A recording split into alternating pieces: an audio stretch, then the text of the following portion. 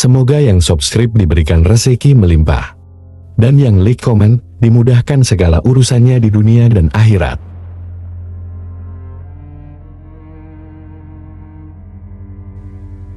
Di sebuah desa terpencil di Jawa Tengah, terdapat kisah kelam yang hanya dibicarakan dengan bisik-bisik di kalangan penduduk setempat. Desa itu terkenal dengan suasananya yang mencekam, terutama setelah matahari terbenam. Mereka yang tinggal di desa tersebut sudah terbiasa dengan keheningan yang mencekam. Angin malam yang dingin, dan bayangan-bayangan gelap yang seolah mengintai dari balik pepohonan. Di antara semua kisah yang beredar, yang paling menakutkan adalah tentang pesugihan di sebuah gua keramat yang tersembunyi jauh di dalam hutan. Konon, siapapun yang nekat masuk ke dalam gua itu dan melakukan ritual tertentu akan memperoleh kekayaan yang luar biasa. Namun, kekayaan itu bukan tanpa harga. Sebagai imbalan, mereka harus memberikan tumbal, entah itu jiwa seseorang atau bahkan anggota keluarga sendiri. Pak Surya adalah seorang pria parubaya yang hidupnya selalu dirundung kesulitan. Toko kecilnya di ujung desa hampir bangkrut, dan keluarganya berada di ambang kelaparan. Setiap hari dia hanya bisa termenung memikirkan nasib buruk yang menimpa keluarganya. Suatu malam, saat ia sedang duduk di teras rumahnya, seorang pria tua dengan pakaian serba hitam datang menghampirinya. Pria itu berbicara dengan suara yang dalam dan serak. "Pak Surya, saya tahu apa yang sedang kau alami," kata pria tua itu dengan senyum misterius di wajahnya. "Jika kau ingin semua masalahmu hilang, datanglah ke gua keramat di hutan itu. Di sana kau akan menemukan jawaban atas segala penderitaanmu." Pak Surya terkejut dan sedikit curiga, namun keputusasaan mengalahkan rasa takutnya.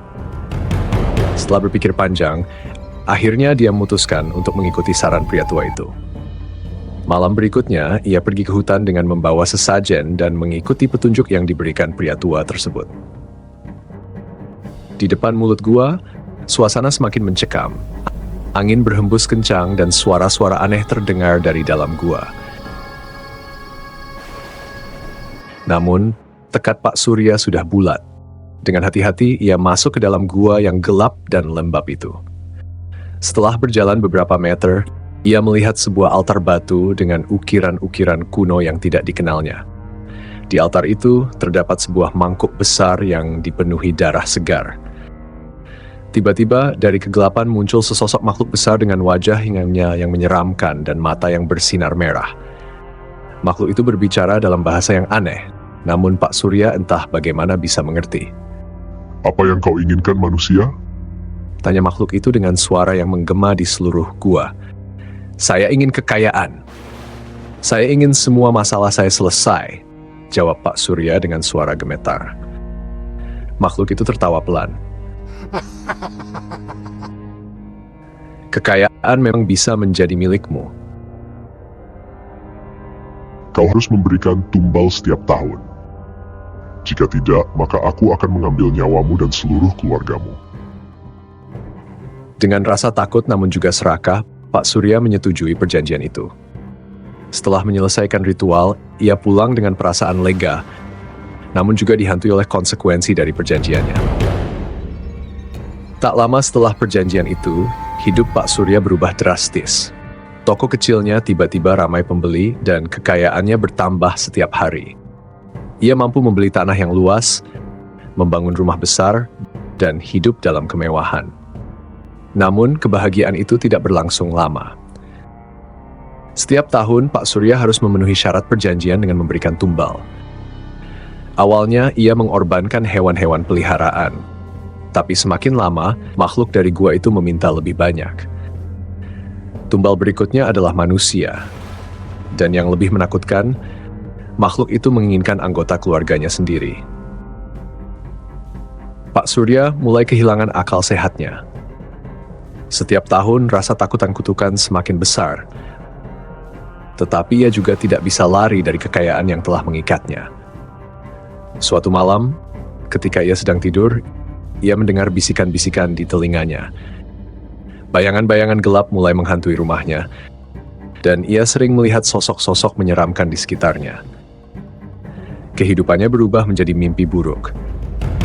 Istri dan anak-anaknya mulai sakit-sakitan dan meninggal satu persatu. Pak Surya hanya bisa menangis dan meratapi nasibnya. Namun ia tidak bisa melarikan diri dari perjanjian yang telah ia buat. Tahun demi tahun berlalu, dan akhirnya tiba waktunya untuk memberikan tumbal terakhir. Kali ini makhluk itu meminta nyawa Pak Surya sendiri.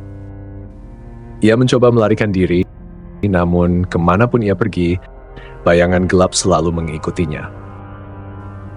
Di malam terakhir hidupnya, Pak Surya kembali ke gua itu berharap bisa membatalkan perjanjian. Namun makhluk itu sudah menunggunya. Dengan tawa yang menakutkan, makhluk itu merenggut nyawa Pak Surya. Jeritannya menggema di seluruh hutan, namun tidak ada yang mendengarnya. Keesokan harinya, tubuh Pak Surya ditemukan tak bernyawa di dalam gua, dengan wajah penuh ketakutan. Setelah kematian Pak Surya, desa itu kembali tenang. Namun, kisah tentang pesugihan di gua keramat itu tetap hidup dalam bisik-bisik para penduduk. Mereka yang mendengar kisah ini tahu bahwa kekayaan yang diperoleh melalui pesugihan bukanlah berkah, melainkan kutukan yang akan membawa kehancuran bagi siapapun yang berani mencobanya. Cerita ini mengingatkan kita bahwa segala sesuatu yang diperoleh dengan cara yang tidak benar, terutama melalui jalan yang kelam, akan membawa bencana yang lebih besar di kemudian hari.